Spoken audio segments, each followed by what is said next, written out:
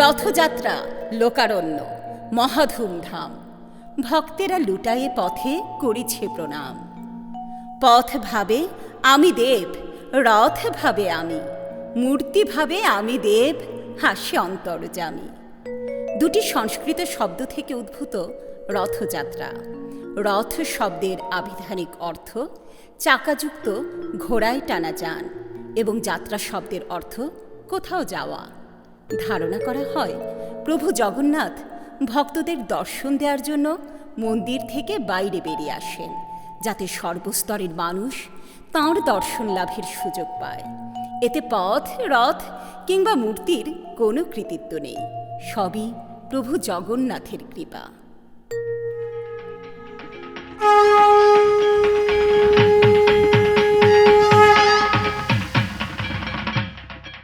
প্রভু অন্তর্যামী, তিনি সবই জানেন।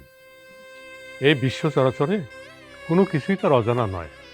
রাজপণ্ডিত, অন্তর্যামী প্রভু যদি সবই জানেন, তাহলে আমার মনোবাসনা পূর্ণ করেন না কেন? প্রভু নীলমাধবের দর্শন লাভ এ জীবনে বোধহয় আমাদের আর হবে না রাজপণ্ডিত। কিন্তু জ্যোতিষশাস্ত্র যে অন্য কথা বলে। কি কথা বলে রাজজ্যোতিষী? সত্যিই কি প্রভু নীলমাধবের চরণস্পর্শে আমার এই শ্রীক্ষেত্র মন্দির সত্যি ধন্য হবে? প্রভু নীলমাধব আর কেউই নয়, তিনি ভগবান বিষ্ণুর অন্য এক রূপ। তিনি যুগে যুগে নানা রূপে নানাভাবে অবতীর্ণ হন। রাজপণ্ডিত ঠিকই বলেছেন, যিনি বিষ্ণু তিনি প্রভু নীলমাধব। আমরা তো শ্রী বিষ্ণুর ভক্ত, তবে কি স্বয়ং ভগবান শ্রী বিষ্ণুই আমাদের প্রভু নীলমাধব? রানী গুনতে চান ঈশ্বর এক এবং অদ্বিতীয়, তবু তার বিচিত্র রূপ, বিচিত্র লীলা। তার এই বিচিত্র লীলা দেখতে বড়ই যে স্বাদ হয়। প্রভু নীল পর্বতে শবররা মানে বেদরা এক গুপ্ত স্থানে নীলমাধবের পুজো করে। তার মানে প্রভু নীলমাধব ওইসব নিম্নবর্ণের মানুষদের পূজা গ্রহণ করেন? ভগবানের কাছে নিম্নবর্ণ উচ্চবর্ণ বলে কিছু নেই, তিনি ভক্তের ভগবান। তাহলে আমি মাধবরাজ ইন্দ্রদুম্ন রানী গুন্টিচা কেন প্রভুর পূজা থেকে বঞ্চিত হব? মনে ভক্তি থাকলে কেউ বঞ্চিত হয় না। নীল পর্বতে সন্ধান করুন, অবশ্যই তা দেখা পাবেন।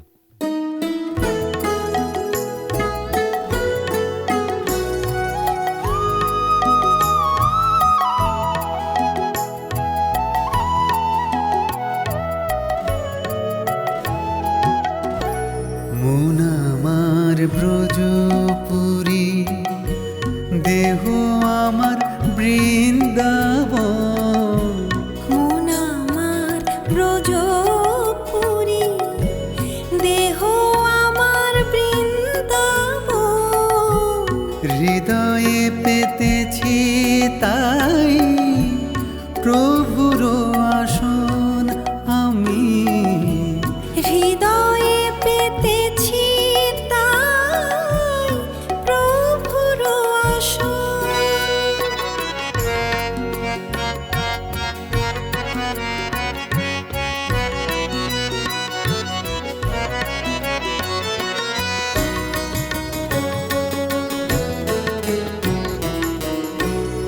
আমি এখন নই তো আমি, প্রভু আমার জগৎ স্বামী। আমি এখন নই তো আমি। প্রভু আমার জগৎ স্বামী।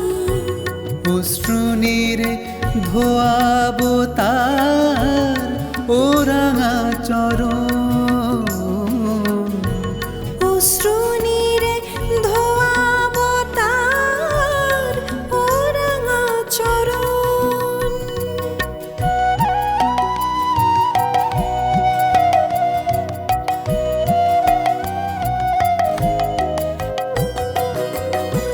কান পেতেছি শুনবো বলে মধুর বাঁশির সুর। কুঞ্জবনের ফুলের ঘ্রাণে প্রাণ হবে ভরপুর। কান পেতেছি শুনবো বলে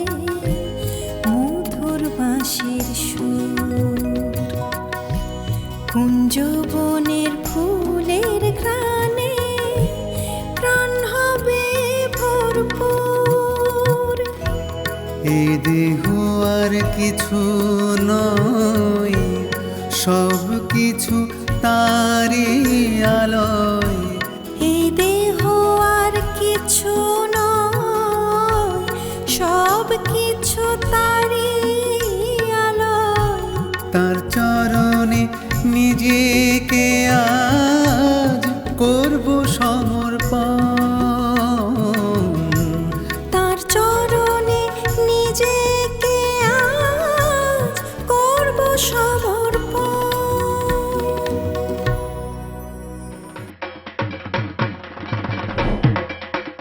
প্রণাম মহারাজ, বিদ্যাপতি আপনার দর্শন প্রার্থী। বিদ্যাপতি আমার দর্শন প্রার্থী, যাও তাকে পাঠিয়ে দাও।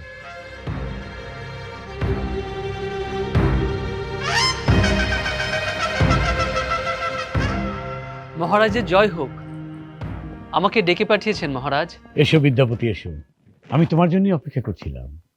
এবার তবে আজ্ঞা করুন, আমাকে কি করতে হবে? তুমি তো জানো বিদ্যাপতি, অনেক সাধ করে পুরীতে আমি প্রভু নীলমাধবের জন্যে এই শ্রীক্ষেত্র মন্দির নির্মাণ করলাম। আজ আমি প্রভু নীলমাধবের সন্ধান পেলাম না। হ্যাঁ মহারাজ, আমি জানি প্রভুর সন্ধানে আপনি চারিদিকে লোকও পাঠিয়েছেন। আমি চাই তুমিও প্রভুর সন্ধানে বেরিয়ে পড়ো। তুমি ওই নীল পর্বতের দিকটা দেখো। বেশ মহারাজ, তবে আজই আমি রওনা করি। যাও বিদ্যাপতি। হ্যাঁ শোনো, আমি জানি বিদ্যাপতি তুমি আমাকে হতাশ করবে না। অবশ্যই মহারাজ, আমি আপনার জন্য সুখবর বয়ে নিয়ে আসার চেষ্টা করব। আমি তোমার অপেক্ষায় রইলাম। যাও বিদ্যাপতি। জয় হোক মহারাজ।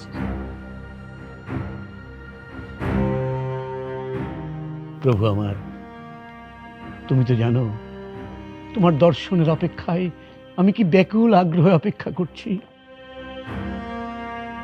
এবার তুমি আমার মন্দিরে এসে অধিষ্ঠান নিয়ে আমার মনোবাঞ্ছা তুমি পূর্ণ করো ঠাকুর, পূর্ণ করো প্রভু, পূর্ণ করো। যে যথমাং প্রপদ্যন্তে তাং স্তত্তৈব ভজম্যহম। যে যেভাবে আমাকে ভজনা করে আমি সেভাবেই তাকে অনুগ্রহ করি। আমি এক ও অদ্বিতীয়, তবে ভিন্ন ভিন্ন রূপে আমার প্রকাশ। আর আমার সে এক রূপের নাম নীলমাধব।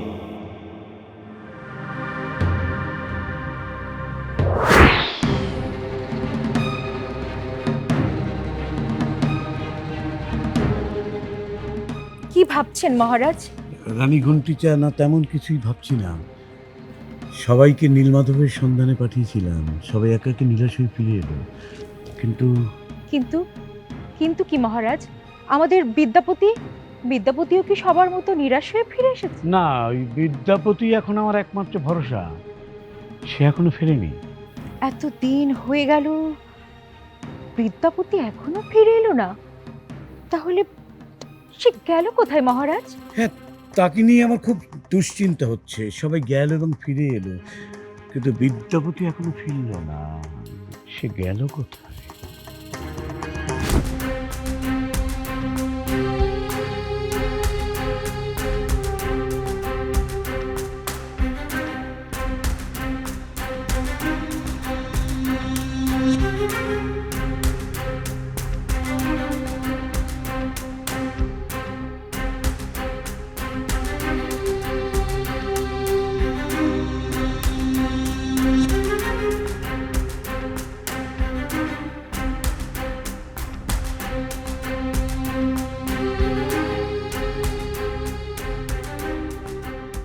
বনের মধ্যে ঘুরতে ঘুরতে এ আমি কোথায় এলাম কিছুই তো বুঝতে পারছি না।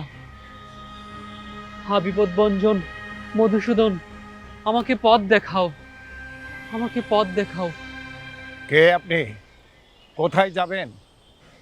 আমি বিদ্যাপতি। ঘুরতে ঘুরতে এই বনের মধ্যে কোথায় এসেছে কিছুই বুঝতে পারছি না। এটা কোথায়? আপনারা কারা? আমি সবরাজ বিশ্বাবসু, আর এই আমার কন্যা ললিতা। আপনি নীল পর্বতের ধারে এসে পৌঁছেছেন। সবররাজ, নীল পর্বত, তার মানে আমি সঠিক জায়গাতে এসে পৌঁছেছি। সঠিক জায়গা মানে? মানে আমি ঘুরতে ঘুরতে ক্লান্ত, খুবই ক্ষুধার্ত। আপনাদেরকে না পেলে যে আমার কি হতো। আমি আমাদের কাছে অতিথির সাক্ষাৎ নারায়ণ। আপনি আমাদের ডেরায় গিয়ে বিশ্রাম নিতে পারেন। তাহলে দয়া করে আমাকে আপনাদের সঙ্গে নিয়ে চলুন। মা ললিতা, বলো বাবা। অতিথিকে আমাদের ডেরায় নিয়ে যাও, উনার পান আহারের ব্যবস্থা করো। বেশ, চলো আমার সাথে চলো। জয় জয় বিপদভঞ্জন শ্রী মধুসূদন।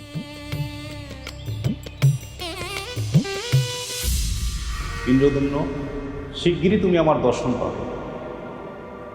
আমি তোমার মন্দিরেই আছি, তবে তার আগে তোমাকে কয়েকটা শর্ত পালন করতে হবে।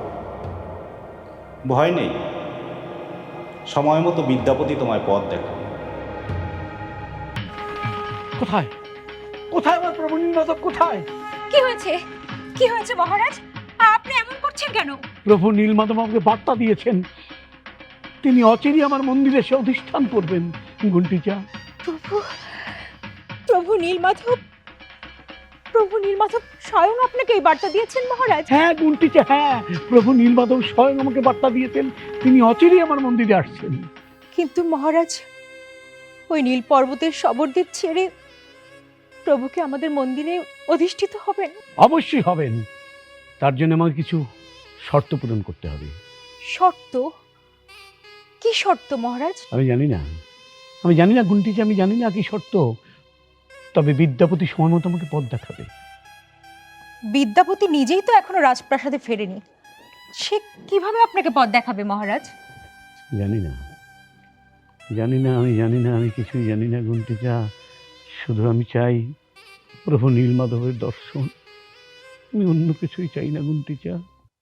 ওং বিষ্ণু, ওং বিষ্ণু, ওং বিষ্ণু, ওং টলিক্ষ পূজিতা শ্রীমান সদা বীজ বর্ধন শান্তিং কুরু গদাপানে নারায়ণ নমস্তুতে।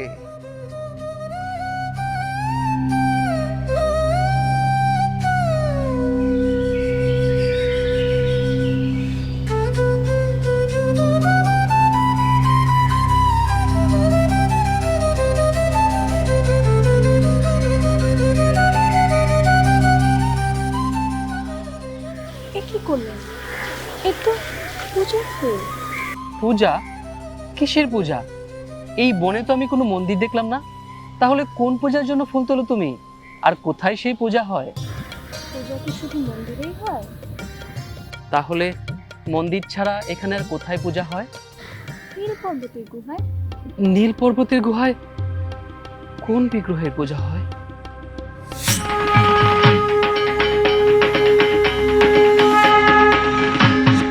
মহারাজ, আপনাকে তো আমি আগেই বলেছিলাম, শবররা ওই নীল পর্বতের গুপ্ত গুহায় প্রভু নীলমাধবের পুজো করে।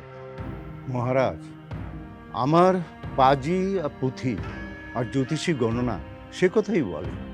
আপনার শুধু দয়া করে বলুন, বিদ্যাপতি কি প্রভু নীলমাধবের কোনো খবরে নিতে পারবেন? এ বিষয়ে তো আমাকে আবার গণনায় বসতে হবে। গণনা করুন, ঠিকুজি করুন, যা খুশি হয় তাই করুন, শুধু আপনারা বলুন আমার বিদ্যাপতি এখন কোথায় আছে, কেমন আছে, শুধু অনুসন্ধান দিন। মহারাজ, আমি দিব্য দৃষ্টিতে দেখতে পাচ্ছি বিদ্যাপতি এখন প্রভু নীলমাধবের বিগ্রহ দর্শনের সন্নিকটে গেছে। আমার বিশ্বাস খুব শীঘ্রই তিনি প্রভুর দর্শন লাভের সুযোগ পাবেন। জয় প্রভু নীলমাধবের জয়। জয় প্রভু নীলমাধবের জয়। জয় প্রভু নীলমাধবের জয়। জয় প্রভু নীলমাধবের জয়। জয় প্রভু নীলমাধবের জয়। জয় প্রভু নীলমাধবের জয়। জয় নীল মাধবের জয়, জয় নীল মাধবের জয়, জয় নীল মাধবের জয়। নীল পর্বতের গুহায় আমার বাবা সবররাজ বিশ্বাবস্য রোজ নিজের হাতে পূজা করে, আর আমি সেই পুজোর ফুল তুলে দিই। কিন্তু ললিতা, তোমার বাবা নীল পর্বতের গুহায় কোন বিগ্রহের পূজা দেন? প্রভু নীলমাধবের। এখানে প্রভু নীলমাধবের পূজা হয়? হ্যাঁ, কিন্তু আপনি এভাবে চমকে উঠলেন কেন? ললিতা, আমি নীলমাধবের দর্শন করতে চাই। ললিতা, নীল মাধব শবরদের প্রভু, সেখানে অন্য কারো যাওয়ার অধিকার নেই।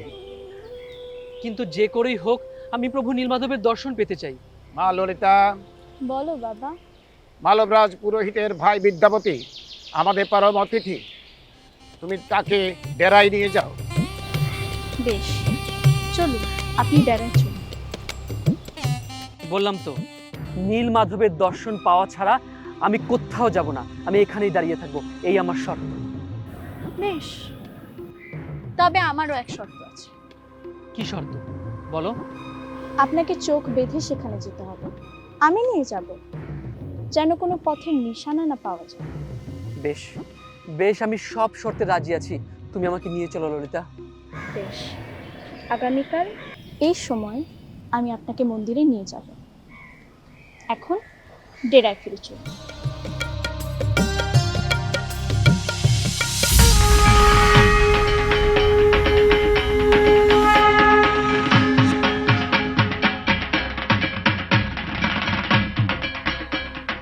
থামুন থামুন, এই বাঁধন খুলবে না। সামনে ওই পর্বতের গুহায় গেলে মন্দিরের দর্শন পাবে। ললিতা, তোমায় যে আমি কি বলে ধন্যবাদ দিব।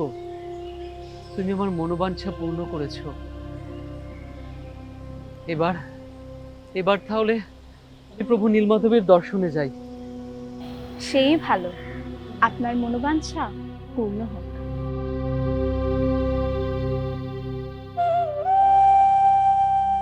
তোমার মনোবাঞ্ছা পূর্ণ করে আমি খুশি বিদ্যাপতি। আমি যে তোমাকেই আমার জীবন মরণের সাথী হিসেবে গ্রহণ করেছি।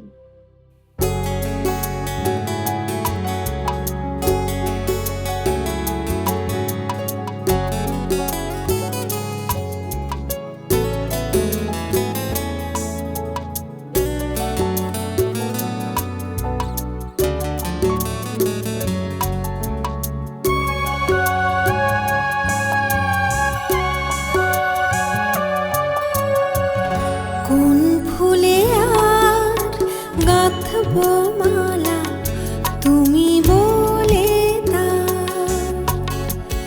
কোন ফুলে আর গাঁথবো মালা, তুমি বলে দাও। তোমার পূজা অর্ঘ্য তুমি, তোমার পূজা অর্ঘ্য তুমি নিজে বেছে না। কোন ফুলে আজ গাঁথবো মালা, তুমি বলে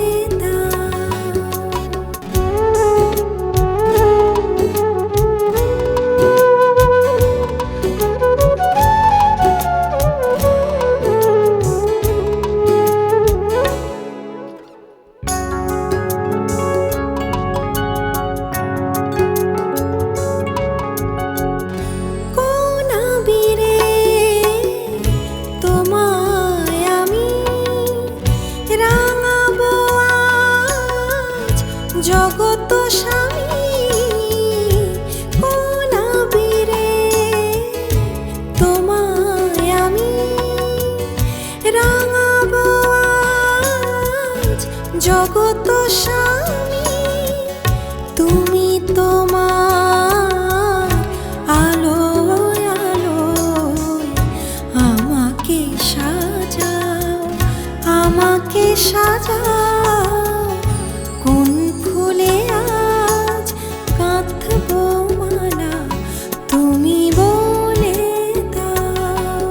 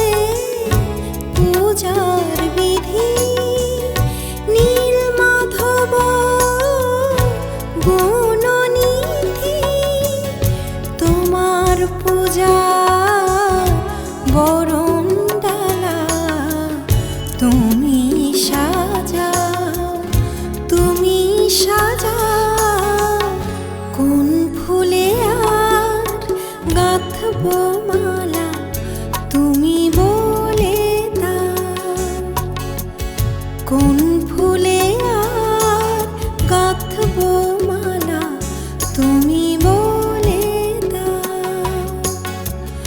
তোমার পূজা অর্ঘ্য তুমি, তোমার পূজা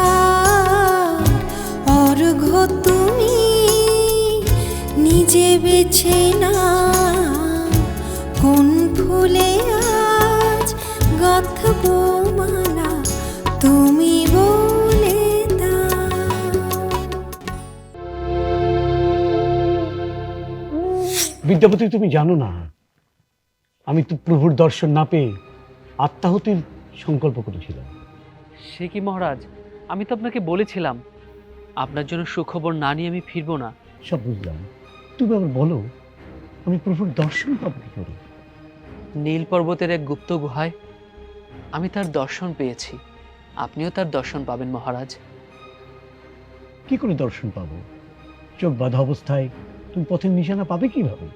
মহারাজ, আমার চোখ বাঁধা থাকলেও পথে সরিষা ছিটাতে ছিটাতে আমি গিয়েছি, তাই পথ চিনতে আমার কোনো ভুল হবে না। তবে তবে তবে কি বিদ্যাপতি? সবরাজ বিশ্বাবসু প্রভুর পরম ভক্ত, তার কন্যা ললিতার সাহায্য ছাড়া আমার পক্ষে নীলমাধবের দর্শন পাওয়া অসম্ভব ছিল মহারাজ। তার মানে সবর রাজে আমার প্রভু নীলমাধবকে ওই নীল পর্বতের গুহায় লুকিয়ে রেখেছেন। জগৎ জুড়ে যার অবস্থান, ওই নীল পর্বতের গুহায় কি তাকে লুকিয়ে রাখা যায় মহারাজ? তাহলে এবার বলো আমি প্রভুর সন্ধান পাবো কি করে? মহারাজ, আপনি হতাশ হবেন না, আমার বিশ্বাস প্রভু নিজেই সে উপায় বলে দিবেন। অবশেষে দারু ব্রহ্মরূপে এক প্রকাণ্ড কাষ্ঠখণ্ড হয়ে প্রভু নীলমাধব সমুদ্রে ভাসতে ভাসতে পুরীর সৈকতে এসে পৌঁছালেন। কিন্তু প্রচণ্ড ভারী সেই কাষ্ঠখণ্ড কেউ তুলে আনতে পারে না। ইন্দ্রদুম্ন, তুমি তোমার মন থেকে সকল দম্ভ আর অহংকার দূর করো। সবররাজ বিশ্বাবসু আর তার কন্যা ললিতা আমার পরম ভক্ত। তুমি তাদের অবজ্ঞা করে আমায় মন্দিরে প্রতিষ্ঠা করতে পারবে না। আমায় পেতে হলে তুমি তাদের সাদরে গ্রহণ করো। না না না না না না না না না, আমি আর কাউকে অপেক্ষা করবো না, আমি আর কাউকে অপেক্ষা করবো না। মহারাজ, আপনি শান্ত হন। কি হয়েছে, কি হয়েছে মহারাজ? রানী গুন্টিচা, প্রভু নীলমাধব আবার আমাকে বার্তা দিয়েছেন। প্রভু নীলমাধব আবার কি বার্তা দিলেন মহারাজ? এবার বললেন কাউকে অপেক্ষা করে প্রভু নীলমাধবকে মন্দিরে প্রতিষ্ঠা করা যাবে না গুন্টিচা। এখন তাহলে কি করবেন মহারাজ? আমি কালই বিদ্যাপতিকে পাঠাবো, সে যেন সবররাজ বিশ্বাবসু আর তার কন্যা ললিতাকে সসম্মানে আমার প্রাসাদে নিয়ে আসে। জয় প্রভু নীলমাধবের জয়, জয় প্রভু নীলমাধবের জয়, জয় প্রভু নীলমাধবের জয়। দারুব্রহ্ম কাষ্ঠখণ্ড তো আনা হলো, কিন্তু এই কাঠ দিয়ে কি প্রভু নীলমাধবের মূর্তি গড়া সম্ভব? প্রভুর তো তেমনই ইচ্ছা বিদ্যাপতি। এই যে বিদ্যাপতি আছো, সবররাজ বিশ্বাবসু আছেন, দারু ব্রহ্মবৃক্ষের কাষ্ঠে কোন মিস্ত্রি প্রভুর মূর্তি করতে পারছে না। এখন তাহলে উপায়? শুনলাম খুবই কঠিন এই কাঠ, মিস্ত্রিরা এই কাঠের গায়ে হাতুড়ি ছেড়ে চালাতে গেলেই তাদের যন্ত্র ভেঙে চুরমার হয়ে যাচ্ছে। এখন তাহলে উপায় বিদ্যাপতি? প্রভু নীলমাধব নিশ্চয়ই কোনো উপায় বলে দেবেন। প্রণাম মহারাজ, একজন আগন্তুক মহারাজের দর্শন প্রার্থী। যাও যাও যাও, তাকে পাঠিয়ে দাও, যাও।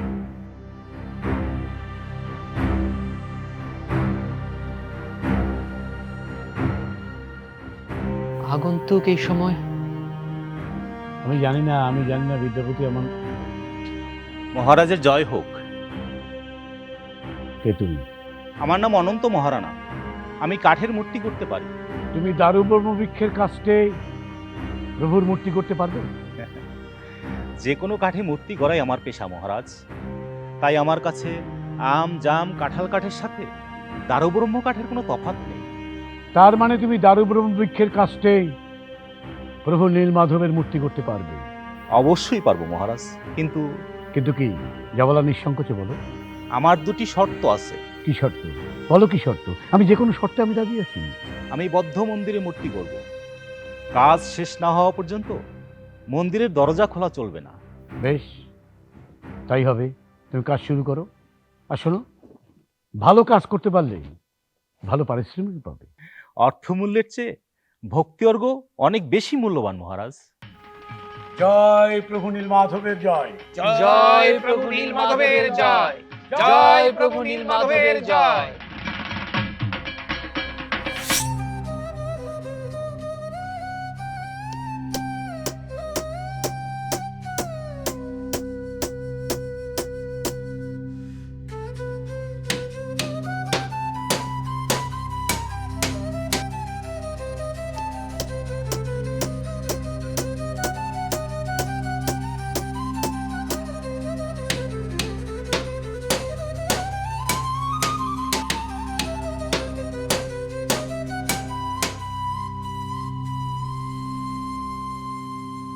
বাসন্তী, আজ্ঞে রানীমা। মন্দিরে মিস্ত্রির মূর্তি নির্মাণ এখনো শেষ হলো না? কি করে বলি রানীমা, মন্দিরের দরজা তো এখনো বন্ধ। তাছাড়া আগে মন্দিরের সামনে দিয়ে গেলে মন্দিরের ভেতরে মিস্ত্রির ঠুকঠাক আওয়াজ পাওয়া যেত, কিন্তু এখন কদিন হলো কোনো আওয়াজই পাওয়া যায় না। বলিস কি, মন্দিরের ভেতরে মিস্ত্রির আবার কোনো অঘটন ঘটলো না তো? কি করে বলবো রানীমা, বিষয়টা মহারাজকে জানাবো? তা আপনি জানাতে পারেন। না না না, মহারাজকে বিষয়টা জানালে বড় অনর্থ বাঁধাবে। একটা কাজ করা যায় রানীমা। কি কাজ? চুপি চুপি মন্দিরের ভিতরে গিয়ে দরজা খোলা যেতে পারে। কথাটা অবশ্য তুই মন্দ বলিসনি। ঠিক আছে, আমরা তাই দেখব, তবে সাবধান, কেউ যেন জানতে না পারে।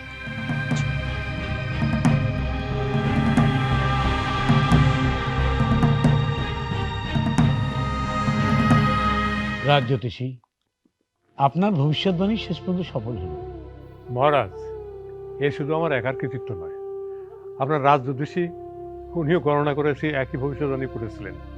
আগে হ্যাঁ মহারাজ, আমার পাঁজি আর পুঁথি গণনা করে আমি যা পেয়েছি আপনাকে আমি তাই বলেছি।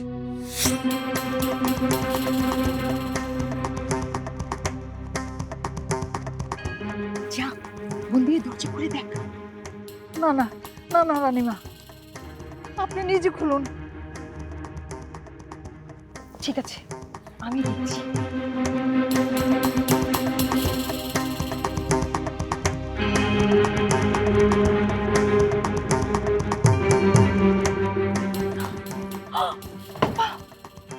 মন্দিরের ভেতরে তো কেউ নেই, কাউকে তো দেখতে পেলাম না।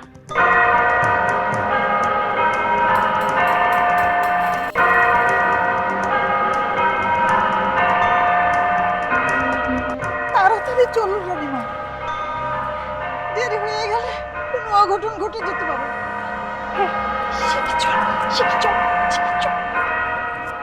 একি, এই অসময়ে মন্দিরে ঘন্টা কে বাজায়? এ তো শুভ ঘণ্টাধ্বনি নয়, এ কোনো অশনির সংকেত। আমারও তাই মনে হয়। মহারাজ চলুন, আমরা এক্ষুনি মন্দিরে যাই। চলুন মহারাজ, আমাদের এক্ষুনি মন্দিরে যাওয়া দরকার। চলুন, সবাই মিলে চলুন। কি এমন অঘটন ঘটলো মন্দিরে? চলুন সবাই, চলুন।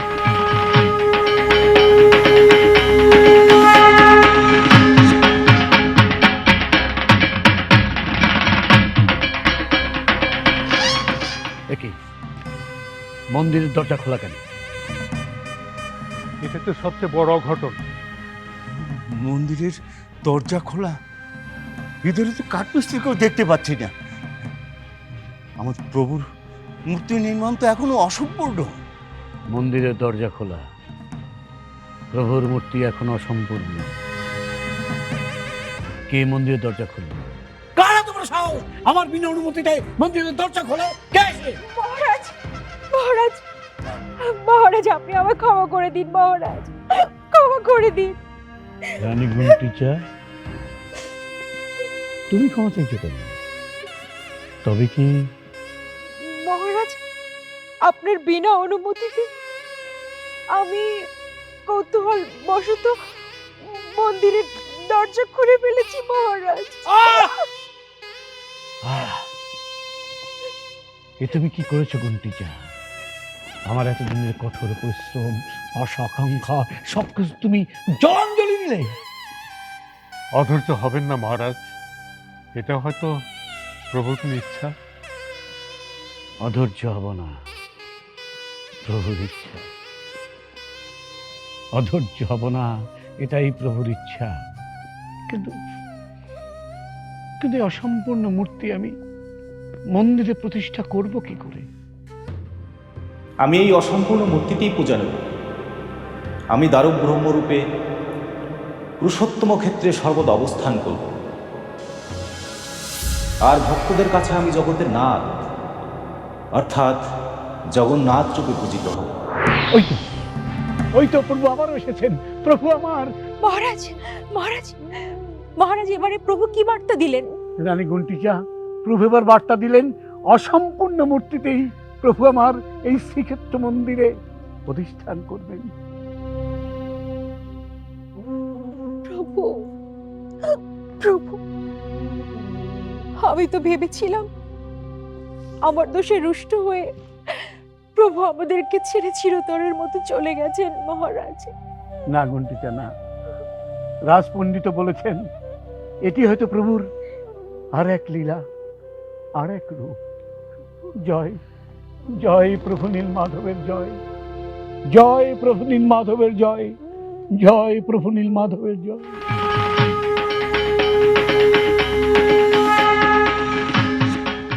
অবশেষে প্রভু নীলমাধব জগন্নাথ নামে এই পুরীধামে অধিষ্ঠান করলেন। তার মানে প্রভু নীলমাধবেই প্রভু জগন্নাথ। যোগে যোগে নানা রূপে তার আবির্ভাব। আমাদের এই পুরীধামে এখন থেকে প্রভু জগন্নাথ নামেই তিনি পূজিত হবেন। প্রভুর হয়তো তেমনই ইচ্ছা। যিনি জগতের নাথ তিনিই তো জগন্নাথ। এবার থেকে জগন্নাথের নামেই এই পুরীধাম ধন্য হবে। জয় প্রভু জগন্নাথের জয়, জয় প্রভু জগন্নাথের জয়, জয় প্রভু জগন্নাথের জয়, জয় প্রভু জগন্নাথের জয়, জয় প্রভু জগন্নাথের জয়, জয় প্রভু জগন্নাথের জয়। রথযাত্রা সনাতন হিন্দু সম্প্রদায়ের একটি অন্যতম ধর্মীয় উৎসব। ভারতের ওড়িশায় পুরী শহরের জগন্নাথ মন্দিরের রথযাত্রা পৃথিবী বিখ্যাত। সেখানে প্রতি বছর কাঠের 3টি রথ তৈরি করে জগন্নাথ, বলরাম ও সুভদ্রাকে মূল মন্দির থেকে প্রায় 3 কিলোমিটার দূরে গুন্ডিচা মন্দিরে নিয়ে যাওয়া হয়। পৃথিবীর বিভিন্ন দেশে রথযাত্রা উদযাপিত হয়। বাংলাদেশের ধামরাই রথযাত্রা বিশেষ গুরুত্বপূর্ণ। শুভ রথযাত্রায় পৃথিবী দুর্যোগমুক্ত হোক, সবার জীবন আনন্দময় ও সুন্দর হোক, এই হোক শুভ রথযাত্রার একমাত্র প্রার্থনা।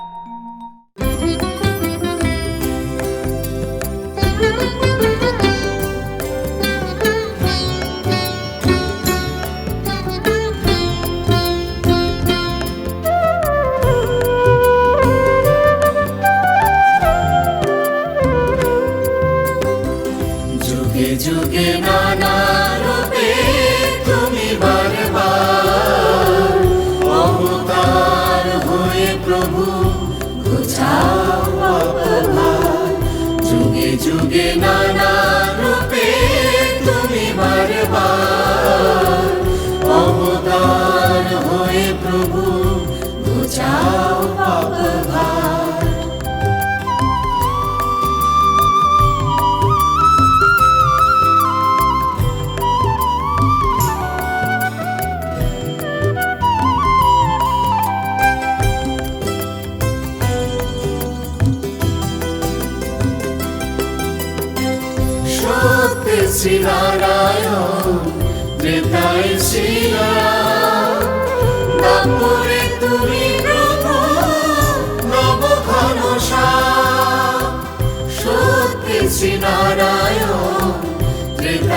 শ্রীরাম দাপরে তুমি প্রভু নব ভরসা কলিতে গৌরাঙ্গ তুমি মাতারে শ্রীভূমি কলিতে গৌরাঙ্গ তুমি মাতারে শ্রীভূমি ঘরে ঘরে বিলালে হরিনামা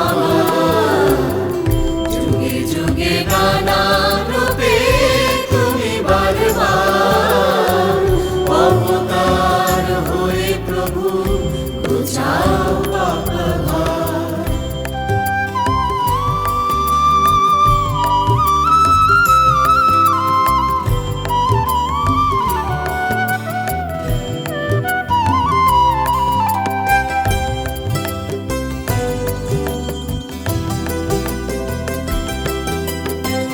বিপদ বিনাশী তুমি শ্রী মধুসূদন তুমি নীলমাধব শ্যামল শোভ বিপদ বিনাশী তুমি শ্রী মধুসূদন